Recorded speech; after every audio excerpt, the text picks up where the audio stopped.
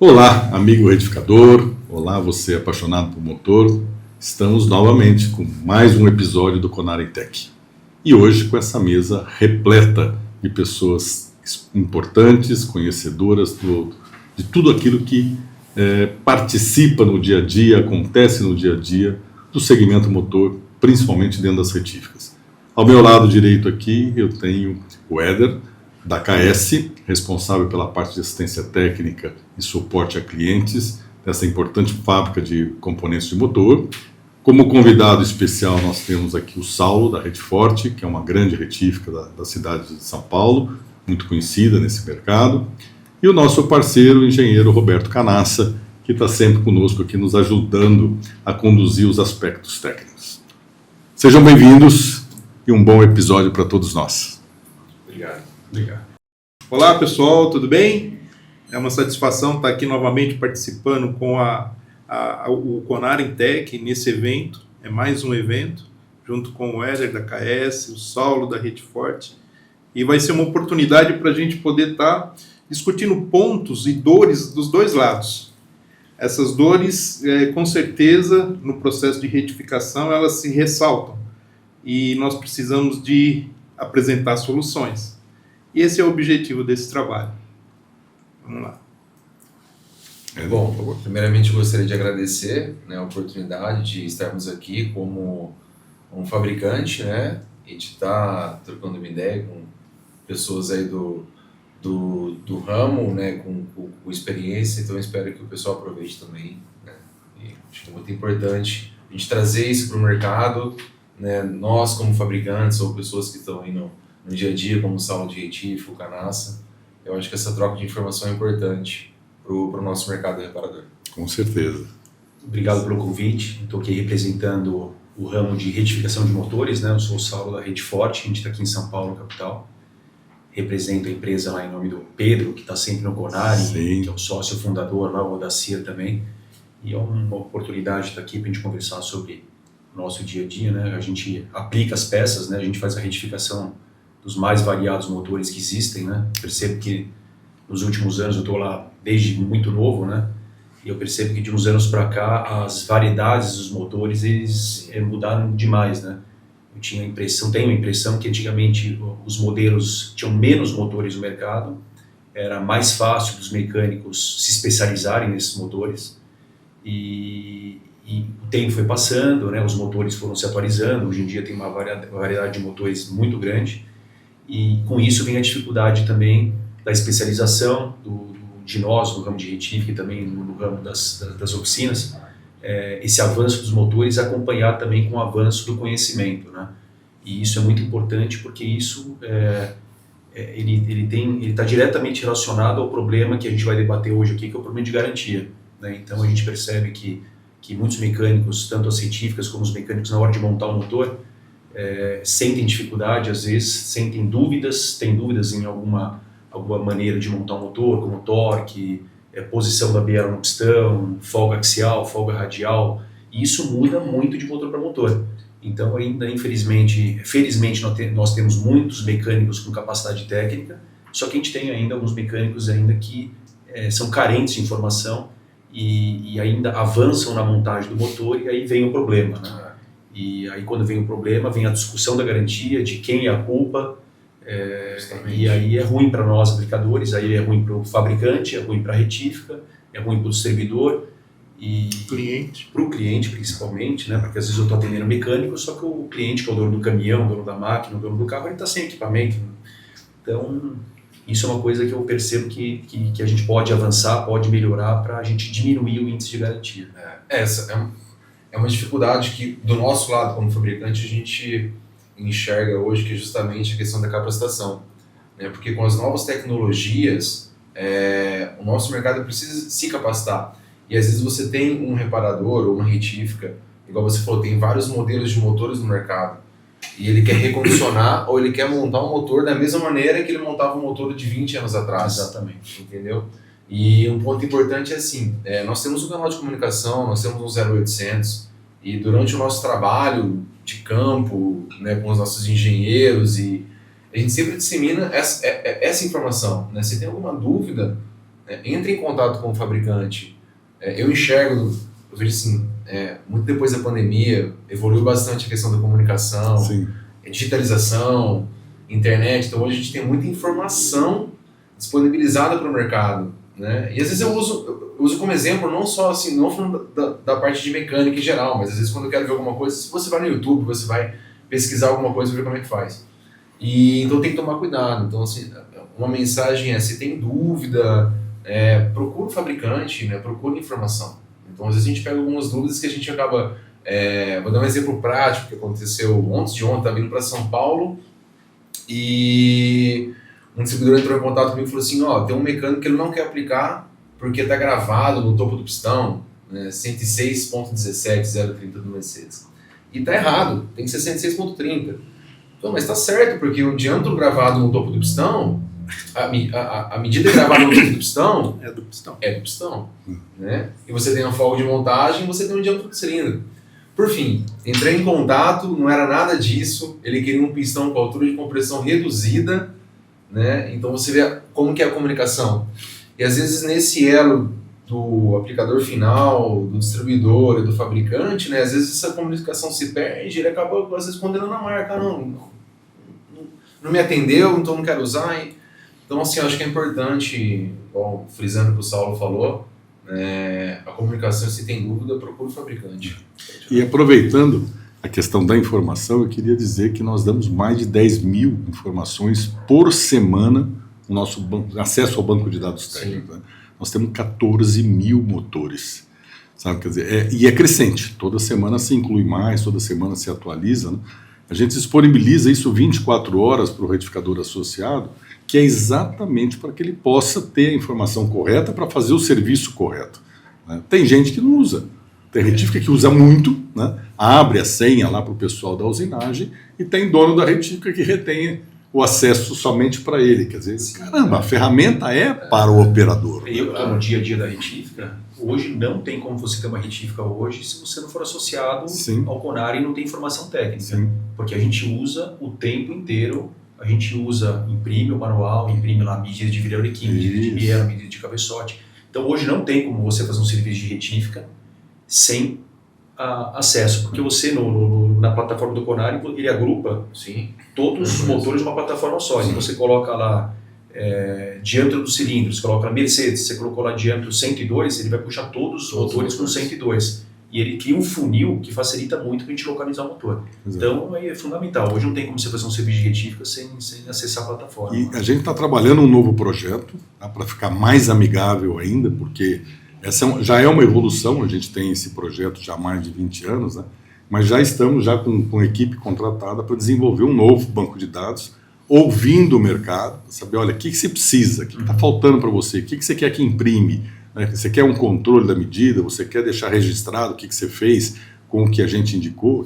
Nós estamos abertos a isso, porque precisamos atender o mercado e suprir com a informação correta aquilo que ele tem que fazer. Correta é importante, Zé, eu gostaria de frisar. Correta é uma fonte confiável. A fonte confiável. Essa comunicação, você falou muito legal, Éder, porque a gente percebe que existe muita informação disponibilizada no mercado, via YouTube, via LinkedIn, várias ferramentas, né? Mas muitas não são confiáveis. É verdade. Eu vejo algumas que o mecânico ele está falando de uma experiência que ele teve e que aquela é a solução do problema devido ao resultado que ele obteve. Então, ele teve um problema, ele fez lá uma operação e resolveu, mas muitas vezes passa desapercebido o que é correto, a fonte confiável. Né? E aí eu faço um link um pouquinho com o que o Saulo disse. Então o que acontece muito é o seguinte: você tem os motores mais antigos, né, que o modo de você recondicionar o motor, você desmontar e montar, ele não muda. Isso. O que vai mudar são os componentes, alguns componentes que você precisa tomar cuidado, que em algum momento mudam um design ou um tratamento. Então eu linko um pouquinho o que você disse. Se você tem um costume de montar um motor 30 anos atrás, você tem que entender que hoje você precisa procurar informação, porque você não vai poder montar da mesma forma. E coincide com o que o Laguna disse. de alguma forma você precisa também investir o quê? Em informação. Você precisa hoje ou pagar uma assinatura que seja mensalmente ou como funcionar, mas você tem que procurar o acesso à informação. E contrapartida disso, você tem que saber cobrar isso no seu serviço. Claro. Então, igual o Saulo colocou, a gente encontra muita dificuldade e a gente bate muito forte nisso, que é o seguinte: hoje o mecânico, para ele começar a desmontar e montar o motor, no mínimo ele tem que ter instrumentos de medição. Não tem como você hoje, talvez lá atrás, que vocês conhecem muito bem, você conseguir, vou desmontar aqui, eu vou colocar entre a bronzina e o virabrequim um papelzinho de cigarro, uma latinha, se não travar o eixo, ok. Isso talvez lá atrás você fazia dessa forma e funcionava, não quer dizer que era um método correto. E hoje não vai funcionar mais. E funcionava em motores de baixa potência, baixo torque, né? Isso evoluiu muito. Eu faço 2 links. A gente, por exemplo, você tem o segmento ciclo Otto e o segmento ciclo diesel. O que acontece? Se você pegar... Por que evolui? Por que tem essa evolução no motor? Referente às normas de emissões, aos tratamentos dos gases. A linha leve, ela destoou um pouquinho e ela tem muito mais componentes tecnológicos aplicados no motor, né? Se você fala hoje motor linha leve de última geração, que você tem que usar uma bomba de vácuo, uma bomba de alta, uma bomba de óleo variável, uma bomba de água elétrica, uma bomba de água secundária para refrigerar uma turbina. Ok, e o diesel? O diesel você tem o pré e o pós-tratamento dos gases, você tem um EGR, você tem um Arla, né? Então são cenários um pouquinho diferentes, mas no final a forma de você desmontar e montar o motor é o mesmo. E a gente acaba enfrentando, igual o Saulo colocou no início, um pouquinho das questões de garantia, né? Montei um bronzinamento e o motor trabalhou depois 3, 5 mil quilômetros e começou a rajar um eixo. Eu desmontei, estou medindo aqui, estou com uma folga radial excessiva, tá? Quanto que você encontrou quando você montou? Não mediu. Não mediu. Entendeu? Então, sim... O importante perfeito o que você está falando. Perfeito, Saulo. O que eu entendo é que nós temos o mesmo processo e procedimento para executar um motor não emissionado utilizado no motor emissionado. Sim. Ou seja, a desmontagem, por exemplo, no não emissionado, ele tinha 3 sensores básicos.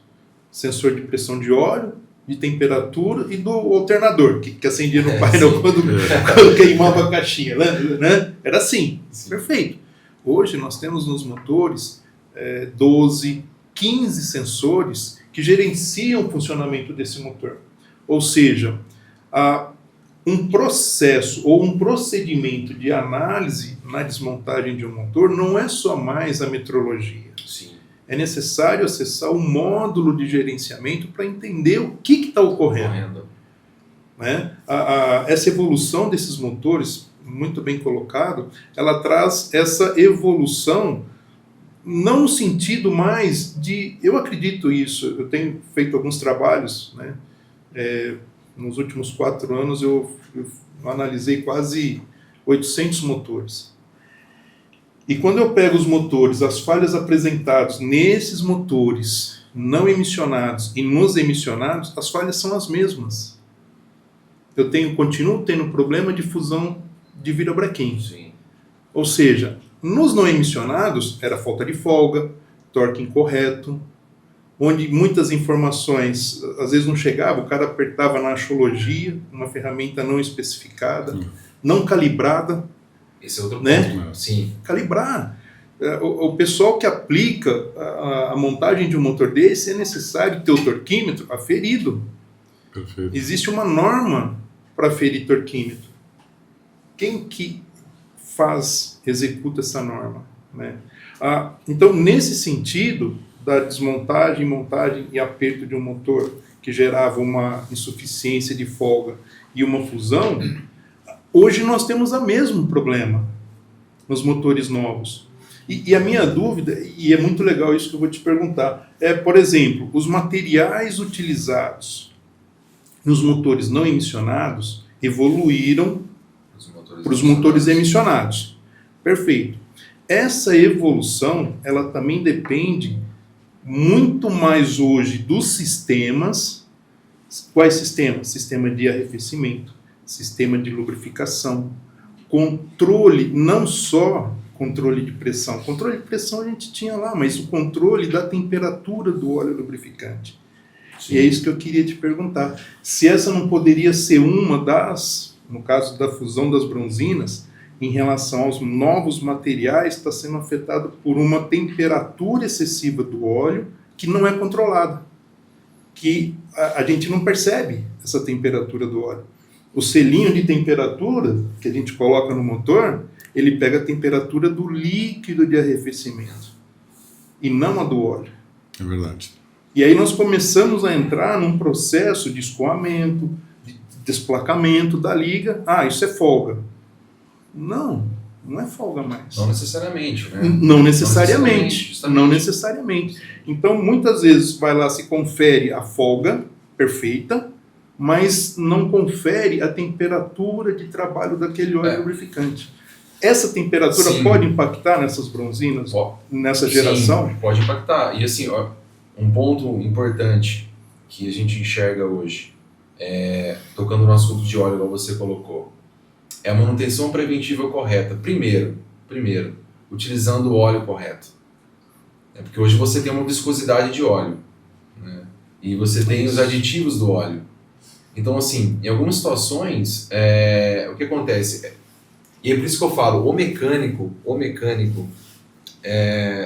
depois que eu entrei nesse ramo, faz 20 anos já, então, assim, quem eu conheço, eu dissemino bastante. Falo, porque o dono do veículo, a grande maioria não conhece. Não. Quem indica e quem fala para ele fazer a manutenção correta e como tem que fazer, é um mecânico. É onde você faz uma troca de óleo. Então, eu mesmo no passado, já fui trocar óleo do meu carro, que já era um carro emissionado. Então, assim, era para 10 mil. Eu chegava lá e falava assim, eu quero trocar óleo, filtro de ar e filtro de combustível. Ele falava assim, não. Para que filtro de combustível? A gente sabe como que é o nosso combustível. Né? Eu falei, precisa trocar.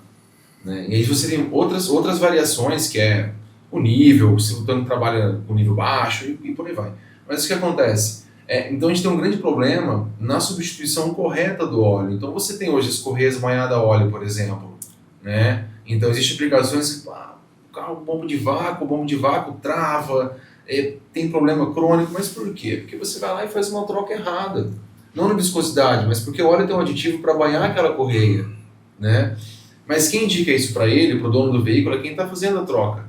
Mas ele fala o quê? Eu tenho esse aqui que tem um preço tal, um preço tal. Esse é o problema. Então, assim, com certeza, se você trabalhar com essa variação, né, você tem uma pressão que tem que trabalhar quando a gente fala de folga entre a bronzina e o eixo virabrequim, se você altera essa especificação, você pode começar a ter um contato do eixo com a bronzina, porque você não tem uma pressão suficiente para evitar isso. Isso. E aí entra também a temperatura do óleo, porque quanto mais aquecido tiver o óleo, menor é a viscosidade dele. Perfeito. Ou seja, menor vai ser essa pressão de apoio, essa pressão de sustentação do eixo.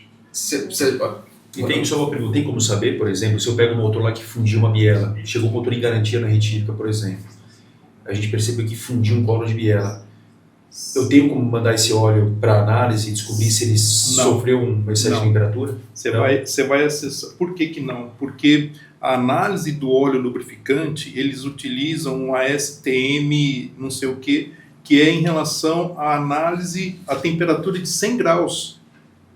A temperatura de 100 graus é uma temperatura normal do óleo lubrificante no motor. É normal. Normal assim, a 100 graus, tá tranquilo. O problema é quando excede os 140, que é o regime crítico do óleo lubrificante. A temperatura máxima dele. 140, dependendo do motor, é 180 graus. Então não existe como fazer Existe. um rastreamento? Existe. Motores, nós temos motores que têm um sensor de temperatura. Okay. A Mercedes tem.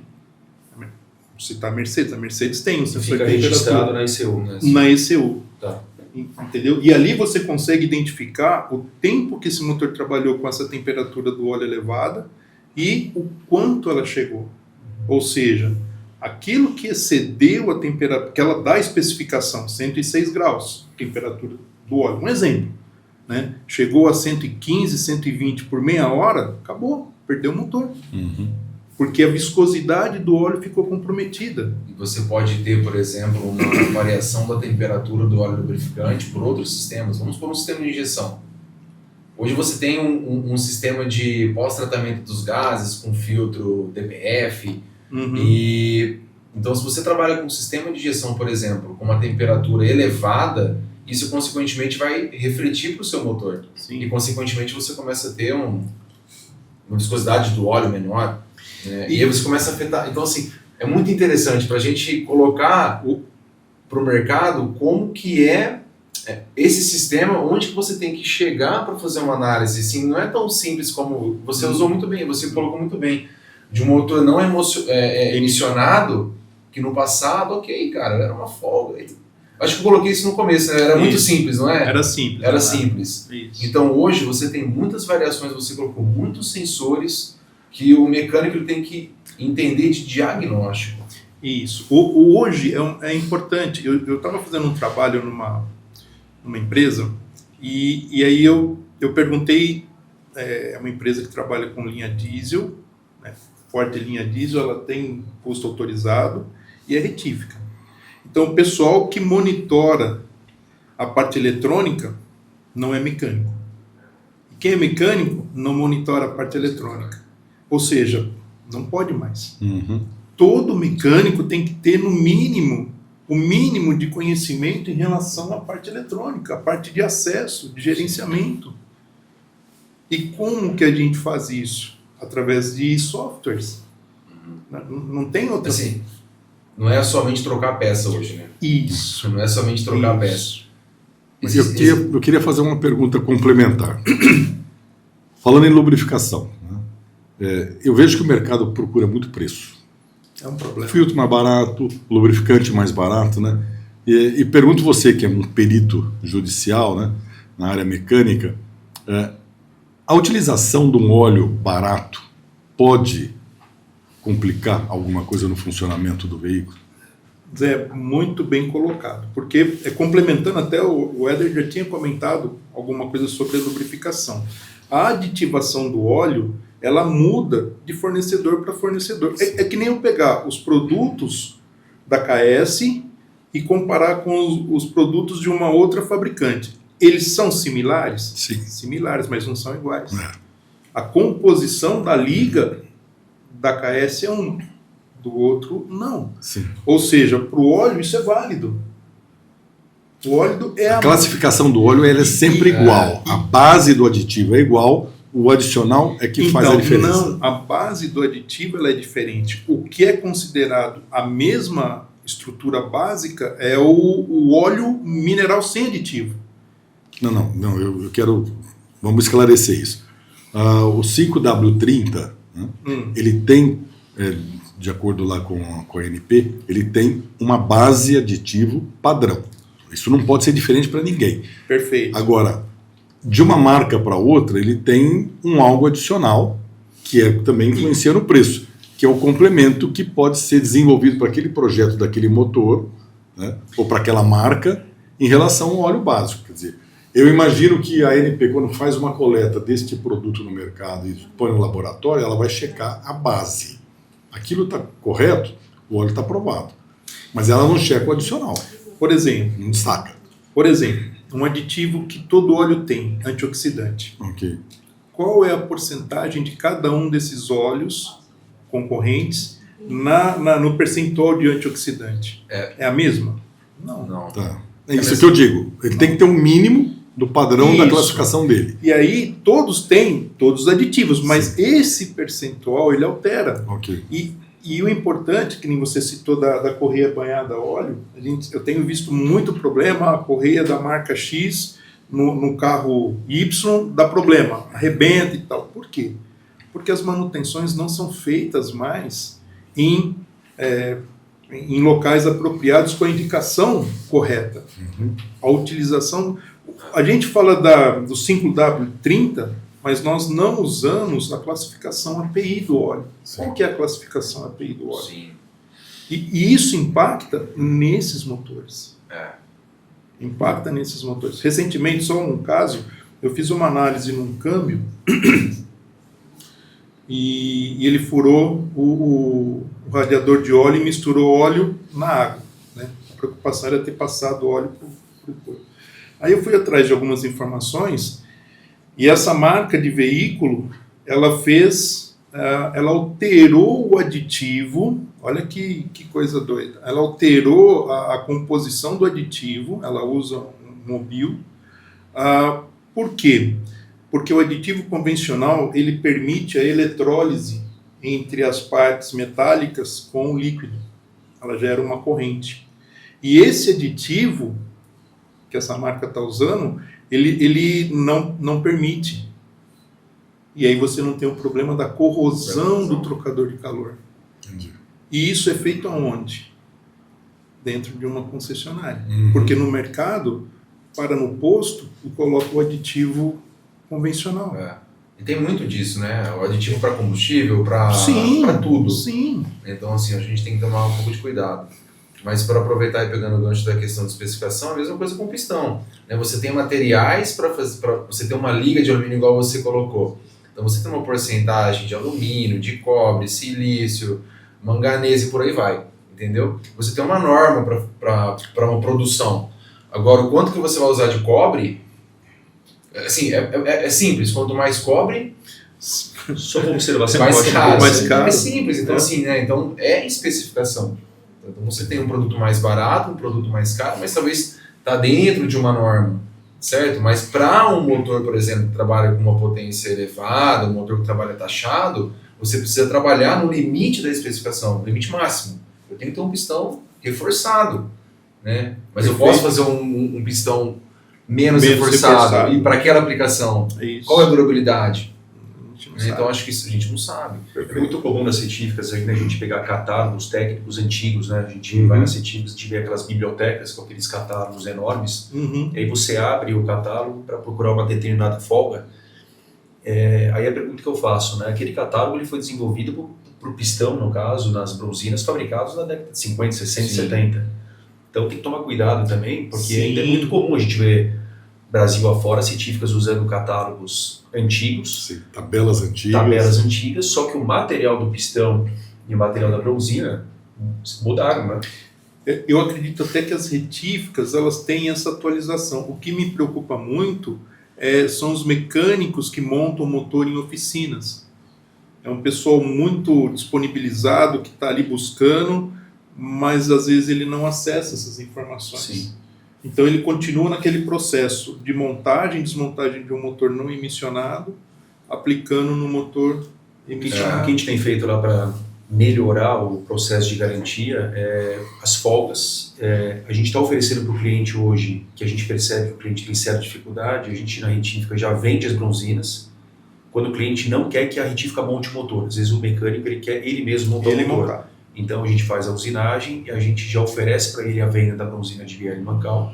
Então a gente coloca as bronzinas, já deixa as folgas já pré-ajustadas e a gente entrega o motor para ele, o bloco do motor com a bronzina no lugar. Diminuiu demais o retorno com reclamação. Desde que ele não use o torcano. O torcano. Exatamente. Pessoal, eu preciso interromper. Infelizmente o papo está muito bom, mas a gente tem um tempo limite, né? Nós vamos voltar. Sim. Em breve a gente está aqui com mais um episódio e a gente vai continuar essa conversa.